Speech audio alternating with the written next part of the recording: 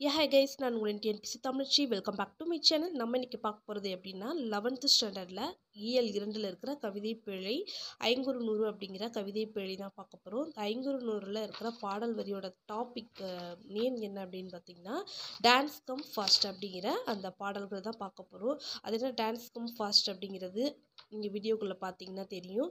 So அதில் இருக்கிற அந்த தொகுப்பித்தவர் யார், ஸோ அதில் இருக்கிற அந்த முக்கியமானது என்னென்னா கிழவன் பருவம் பாராட்டும் 10 அப்படிங்கிறதுனா என்ன அப்படிங்கிறத பார்க்க போகிறோம். சரிங்களா?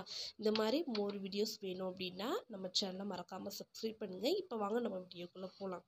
நுழையும் என்ன கொடுத்துருக்காங்க, இல்லறத்தில் அன்பும் அறனும் சிறக்க வேண்டி தலைவன் பொன்னும் பொருளும் ஈட்டுறதுக்காக வெளியூர் போறாரு. சரிங்களா? பொன்னும் பொருளும் ஈட்ட வெளியூர் செல்வது பற்றி பல சங்க பாடல்கள் பேசுகின்றன. சங்க பாடல்கள் அப்படின்னா 8 தொகை 10 பாட்டு. மக்கள் வாழ்வோடு இயைந்த மலர்கள் தலைவனின் வரவை தலைவிக்கு அறிவிக்கும் பாடல் இது. அது என்ன பாடல் அப்படிங்கிறத நம்ம பார்த்துடலாம். ஃபர்ஸ்ட் ஆடுகம் விரைந்தே. ஆடுகம் விரைந்தே நம்ம சொன்ன மாதிரி தான் dance come fast, dance come fast, ஃபாஸ்ட்டேன்னு கூட சொல்லலாம். ஏன்னா இங்கே விரைந்தேன்னு வந்திருக்கு இல்லையா, ஸோ ஃபாஸ்ட்டே, ஆடு கம் ஃபாஸ்ட்டே, அதாவது டான்ஸ் கம் ஃபாஸ்ட்டே அப்படிங்கிற மாதிரி படிச்சுக்கலாம். இதில் என்னென்ன பூக்கள் சொல்கிறாங்க அப்படின்னு பார்த்தோம்னா காயா, கொன்றை, நெய்தல், முல்லை, போதவில், தளவமோடு. நல்லா கவனிங்க. காயா, கொன்றை, நெய்தல் இதெல்லாம் பார்த்தீங்க அப்படின்னா கீழே அந்த பூக்களோட பேர் கொடுத்துருக்குறாங்க. காயா, கொன்றை, நெய்தல், முல்லை, தளவம், பிடவம் இதெல்லாம் கொடுத்துருக்குறாங்க. முல்லை பார்த்தீங்க அப்படின்னா மல்லிகைப்பூ மாதிரி இருக்குது. முல்லை பாருங்களேன், நல்லா முல்லை பார்த்தீங்கன்னா மல்லிகைப்பூ மாதிரி இருக்குது, ஜாஸ்மின். இது வந்து முல்லை, செம்முல்லைன்னு கூட சொல்லுவாங்க. அடுத்து தளவம், இதுவுமே மல்லிகைப்பூ, செம்முல்லைன்பாங்க. தளவம், செம்முல்லை அப்படின்றாங்க. நம்ம இது வரைக்கும் முல்லைப்பூன்னா குட்டி குட்டியாக இருக்கும், அதுதான் முல்லைப்பூ படிச்சிருப்போம். இங்கே வந்து முல்லை அப்படின்னாலே மல்லிகைப்பூவை தான் குறிச்சிருக்கிறாங்க. தெரியுதா? தளவம் அப்படின்னா செம்முல்லை, ஏன்னா கொஞ்சம் சிகப்பாக இருக்கிறனால செம்முல்லை. ஸோ முல்லை அப்படின்னா மல்லிகைப்பூ. இனிமேல் நம்ம வந்து மல்லிகைப்பூ வந்து முல்லைப்பூன்னு சொல்லி பழகிட்டோம் அப்படின்னா தெரியுமான்னு தெரியல மற்றவங்களுக்கு. சரிங்களா? ஓகே. அந்த பூக்கள் வந்து என்ன அப்படின்னா காயா, கொன்றை, நெய்தல், முல்லை, போது, அவிழ். இங்கே பார்த்தீங்க அப்படின்னா போது அப்படிங்கிறது 2 மீனிங்கில் வரும். ஒன்று வந்து பொழுது, எப்போது, எப்பொழுது இந்த மாதிரி வருது இல்லையா, நாள் காலத்தை குறிக்கிற மாதிரி வருது இல்லையா. ஸோ பொழுது அப்படிங்கிறோட அந்த குறுகிய சொல் மருகி வர சொல் தான் வந்து போது அப்படின்னு சொல்லுவாங்க. இங்கே பார்த்தீங்க அப்படின்னா போது அப்படின்னா அதாவது அந்த மலர்ற ஸ்டேஜில் இருக்கிற அந்த மொட்டு அரும்பு கூட சொல்லுவாங்க. சரியா? அந்த போது அவிழ், போதுன்னா மொட்டு ஞாபகம் வச்சுக்கோங்க. அந்த போது வந்து அவிழ்தான், அவிழுதுன்னா அப்படியே விரியுது. சரிங்களா?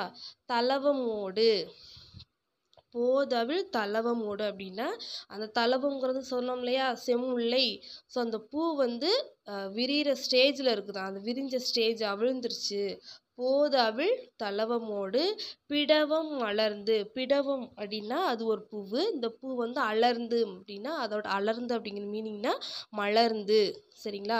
இந்த மொட்டு விரிஞ்ச தளவமும், சரியா, மொட்டு விரிஞ்ச தளவமும் அந்த பிடவம் வந்து மலர்ந்துச்சு. ஸோ அதுவும் அழகா இருக்குது. கவினி அப்படின்னா அழகு. சரிங்களா? அந்த அழகா இருக்கிற இந்த பூக்கள் எல்லாமே என்ன செய்யுது, அணி, அணினா சேர்ந்தாப்படி. சரியா?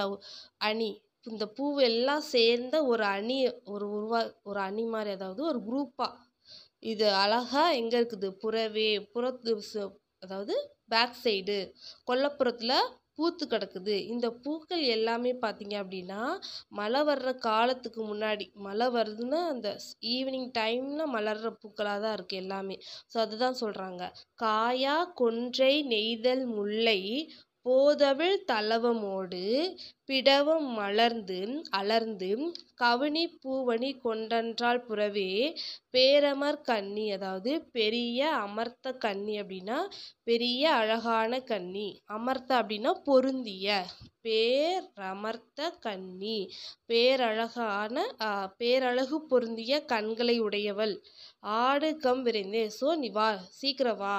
ஆடுகம் விரைந்தே, நம்ம சீக்கிரம் போய் விளையாடலாம், நீராடலாம், விளையாடலாம், என்ன வேணாலும் சொல்லிக்கலாம். சரிங்களா? ஆடுகம் விரைந்தே. அப்போ இது என்ன அப்படின்னா தலைவன் சொன்ன பாருங்க, சொன்ன காலத்துக்கு முன்பே வந்தேன், சொல்லாமல் சொல்லும் மலர்களை கண்டேன். நான் அது பொருளீட்டுறதுக்காக வெளியூர் போறேன், மழைக்காலம் முடிஞ்சதுக்கு அப்புறம் தான் வருவேன் அப்படின்னு சொல்லிட்டு போன தலைவன் மழைக்காலத்துக்கு முன்னாடியே வந்துட்டேன் அப்படிங்கிற சொல்ற மாதிரி தான் இந்த பாடல் வரிகள் இருக்குது. சொன்ன காலத்துக்கு முன்பே வந்தேன், சொல்லாமல் சொல்லும் மலர்களை கண்டேன். ஏன்னா மழை பெய்கிற காலத்துல தான் இந்த பூக்கள்லாம், அதாவது மழை பெய்யறதுக்கு முன்னாடி இந்த பூக்கள்லாம் பூக்கும் ஈவினிங் டைமு. அப்போவே நான் வந்துட்டேன் அப்படின்னா நான் சொன்ன காலத்துக்கு முன்னாடியே வந்துட்டேன் அப்படிங்கிற மாதிரி மீனிங். அதோட மீனிங் கொடுத்துருக்காங்க. அகன்ற கடைவிழி உடையவளே, காயா கொன்றை நெய்தல் முல்லை செம்முல்லை பிடவமாய் கொல்லைப்புறத்தில் கொட்டி கிடக்கும் பேரழகு பூக்களின் பாடலை கொண்டாடி மகிழ்வோம் விரைந்தோடி வா அப்படின்னு சொல்றாங்க. ஸோ இது பார்த்தீங்க அப்படின்னா இந்த பாடல் வா நம்ம போய் ஆடலாம் அப்படிங்கிறது எங்க நடக்குது அப்படின்னா முல்லை நிலத்துல நடக்குது. இது காடும் காடு சார்ந்த இடமும் தான் என்ன சொல்லுவாங்க, முல்லை நிலம் இல்லையா. ஸோ முல்லை நிலத்துல இந்த செயல் நடக்குது. சரிங்களா. திணை பாருங்க, அதான் திணைனா முல்லை எங்க நடைபெறுகிறது, முல்லை நிலத்துல நடைபெறுகிறது. துறை அப்படின்னு பார்த்தீங்கன்னா பருவம் குறித்து பிரிந்த தலைமகன் அப்பருவத்திற்கு முன்னே வந்தமை தோன்ற தலைவிக்கு உரைத்தது. கார்காலத்துக்கு முன்னாடியே நான் வந்துட்டேன் அப்படிங்கிறதுக்கு சொல்ற மாதிரி இந்த பாடல் வரிகள் இருக்குது. அழகா கொடுத்துருக்காங்க பாருங்க. இது தலவம், இந்த பூக்களோட கலரே நல்லா அழகா கொடுத்து ஆடுகம் விரைந்தே வாமா ஆடலாம் அப்படின்னு முல்லை நிலத்துல சொல்றாரு. அதான் காடு சார்ந்த இடம், காடா இருக்குதா, காடு சார்ந்த இடம் தான் முல்லை. ஸோ பிக்சரே நல்லா வரைஞ்சிருக்கிறாங்க. அடுத்து பார்க்கலாம். சொல்லும் பொருளும் பாருங்க. காயா கொன்றை நெய்தல் முல்லை தலவம் பிடவம், இது எல்லாம் அப்படின்னா மழைக்கால மலர்கள். இது சொல்லும் பொருள வராது. மழைக்கால மலர்கள் என்னென்ன அப்படிங்கிறத நம்ம படிச்சுக்கலாம். காயா கொன்றை நெய்தல் முல்லை தலவம் பிடவம் அப்படிங்கிறது மழைக்கால மலர்கள். நெக்ஸ்ட் என்னது, போது அப்படின்னா மொட்டு, அதுதான் போது அவிழ் தலவமோடு. தலவம் போது மொட்டு, அவிழ்ந்து மொட்டு விரிஞ்ச அந்த தலவம் போகுது. அலர்ந்து மலர்ந்து. கவினி அப்படின்னா அழகு, கவினி அழகுற. இந்த முக்கியமானது என்ன ஒன்று பார்க்கணும் அப்படின்னா கிழவன் பருவம் பாராட்டும் 10.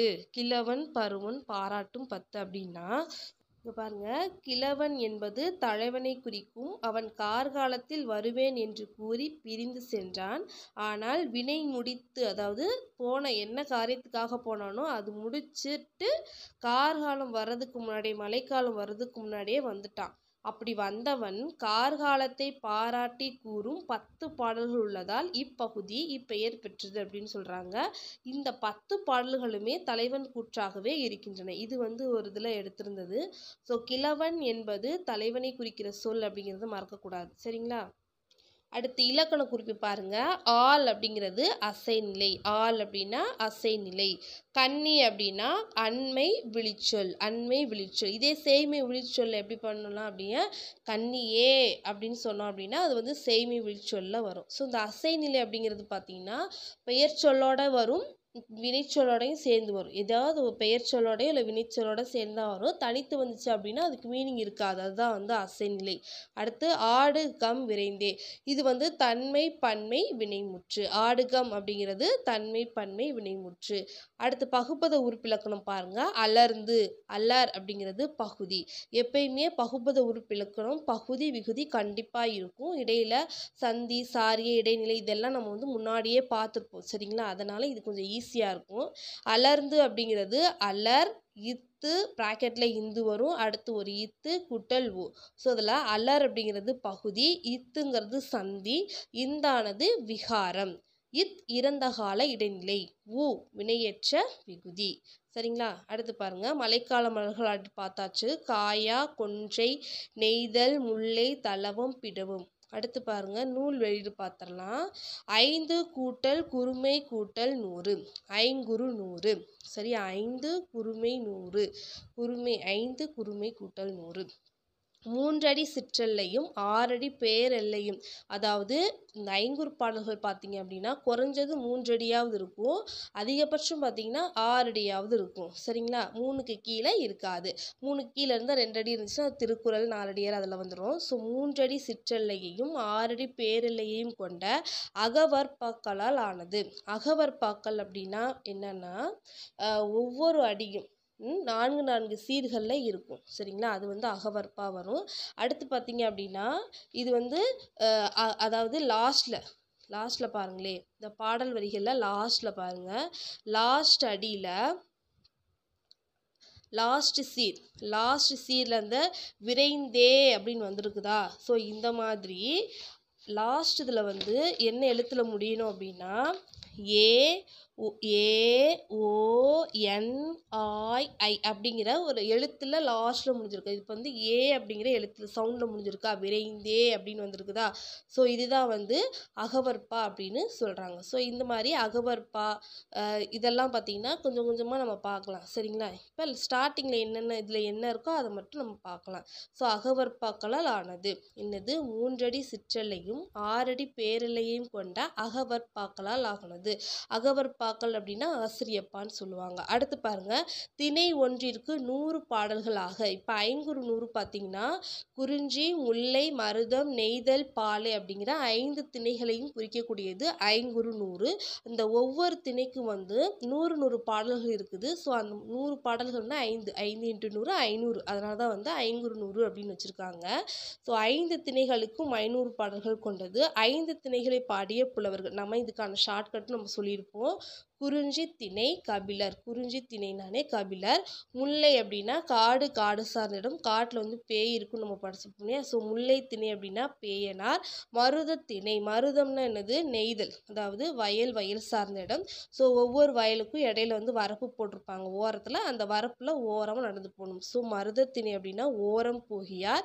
நெய்தல் திணை அப்படின்னா கடல் சார்ந்த இடம், ஒரு தோணியோ ஒரு கப்பலோ ஒரு போட்டோ ஓட்டுற அப்படின்னா 3 பேர் சேர்ந்து மூணு பொருள், அதான் நான் உட்காந்து ஒருத்தவங்க ஓட்டணும், 2 துடுப்பு இருக்கணும், அந்த மாதிரி மூவனார். பாலை திணை ஓதலாந்தையா, பாலை ஓதலை அந்த மாதிரி இதில் வச்சுக்கணும். ஸோ பாலை திணை ஓதலாந்தையார். ஐங்குறு 100 கடவுள் வாழ்த்து பாடலை வந்து பாடியவர் யார் அப்படின்னா பாரதம் பாடிய பெருந்தேவனார். ஐங்குறு 100 வாழ்த்து பாடலை ஃபர்ஸ்ட் வாழ்த்து பாடல் பாடினது யார் அப்படின்னா பாரதம் பாடிய பெருந்தேவனார். இந்நூலை தொகுத்தவர் யார் அப்படின்னா புலத்துறை முற்றிய கூடலூர் கிழார். தொகுப்பித்தவர் யார் அப்படின்னா யானை கட்சை மாந்தரும் சேரலும் இரும்பறை. அந்த மாதிரி இதில் தொகுத்தவர் என்ன அப்படின்னா இந்த மாதிரி குறிஞ்சி, முல்லை, மருதம், நெய்தலில் இருக்கிற பாடல்களை யார் பாடினா அப்படிங்கிறத அந்தந்த இடத்துல போய் ரிசர்ச் பண்ணி எல்லா பாடல்களையும் தொகுத்து சொல்கிறார் இல்லையா, அதுதான் வந்து தொகுத்தவர். தொகுப்பித்தவர் யார் அப்படின்னா இந்த மாதிரி எனக்கு தொகுத்து கொடு, உனக்கு அமௌண்ட்டு தரேன், இந்த மாதிரி தொகுத்து கொடுத்தீங்கன்னா நான் வந்து பப்ளிஷ் பண்ணுறேன் அப்படிங்கிற மாதிரி சொல்கிறாங்களே, அவங்க தான் வந்து தொகுப்பித்தவர் அப்படின்னு சொல்கிறாங்க. இதை எப்படி ஞாபகம் வச்சுக்கலாம் பார்த்தீங்கன்னா, தொகுத்தவர் அதாவது ஒவ்வொரு இடத்துலையும் போய் இந்த பாடல் யார் பாடுது, இந்த பாடல்களில் எப்படி உருவாச்சு அப்படின்னு தொகுக்கிறாரையா, அதை புலத்துறை அப்படிங்கிறத நீ பல துறையாக வச்சுக்கோங்க. பல துறைகளில் வந்து இருக்கிற இதெல்லாம் வந்து கூட்டி கொன்றதில் கூடையில் வச்சு கொண்டு வர்ற மாதிரி. ஸோ அதுதான் வந்து தொகுத்தவர். புலத்துறை முற்றிய கூடலூர் கிழார். சின்ன அந்த ஷார்ட்கட் படிச்சுக்கிட்டோம் அப்படின்னா அது நம்மளுக்கு கொஞ்சம் ஈஸியாக இருக்கும். சரிங்களா? அடுத்து தொகுப்பித்தவர் யார் அப்படின்னா யானை கட்சை மாந்தரல். ஸோ இவர் என்ன பண்ணிட்டாரு, எல்லா பக்கம் பல துறையில் இருக்கிற அந்த பாடல்கள் எல்லாம் கூடையில் தூக்கிட்டு வர்றாரு. அது வந்து கட்டி எல்லாருக்கும் கொண்டு போய் சேர்க்குறேன், பப்ளிஷ் பண்ணுறேன் அப்படிங்கிற மாதிரி சொல்கிறோம் இல்லையா. சேர்றது, யானை கட்டுறது, யானை மேலே கட்டி கொண்டு போய் சேர்க்குறது, அந்த மாதிரி வச்சுக்கோங்க. அதுதான் வந்து தொகுப்பித்தவர். ஸோ இந்நூலை தொகுத்தவர் யார் அப்படின்னா புலத்துறை முற்றிய கூடலூர் கிழார். தொகுப்பித்தவர் யார் அப்படின்னா யானை கட்சை மாந்தரும் சேரலும் வரை அப்படிங்கிறத ஞாபகம் வச்சுக்கோங்க. இதில் பேயனார் இப்போ பார்த்தீங்க அப்படின்னா நம்ம பாடல் பார்த்தீங்கன்னா முல்லை திணையில் பாடுற மாதிரி தான் வருது. ஸோ முல்லை திணை பாடியவர் யார் அப்படின்னா பேயனார். இந்த புலவர் வந்து இந்த பேயனார் அப்படிங்கிறது சங்ககால புலவர்களில் ஒருவர். இவர் இயற்றிய பாடல்கள் மொத்தம் எத்தனை கிடச்சிருக்கு அப்படின்னா 105 பாடல்கள் கிடச்சிருக்குது. ஸோ பேயனார் அப்படிங்கிறவர் எந்த கால புலவர் அப்படின்னா சங்ககால புலவர். பேயனார் இயற்றிய பாடல்கள் எத்தனை அப்படின்னா 105 பாடல்கள் பாடியிருக்கிறாரு. இந்த வீடியோ உங்களுக்கு ரொம்ப யூஸ்ஃபுல்லாக இருந்திருக்குன்னு நினைக்கிறேன். இதே மாதிரி நம்ம வீடியோஸ் பார்க்கணும் அப்படின்னா நம்ம சேனலை மறக்காமல் சப்ஸ்கிரைப் பண்ணி ஆல் நோட்டிஃபிகேஷன் கொடுத்தீங்க அப்படின்னா நான் போடக்கூடிய வீடியோஸ் வந்து நோட்டிஃபிகேஷன் வரும். இப்போ இதே மாதிரி அடுத்த வீடியோவில் பார்க்கலாம். தேங்க்யூ.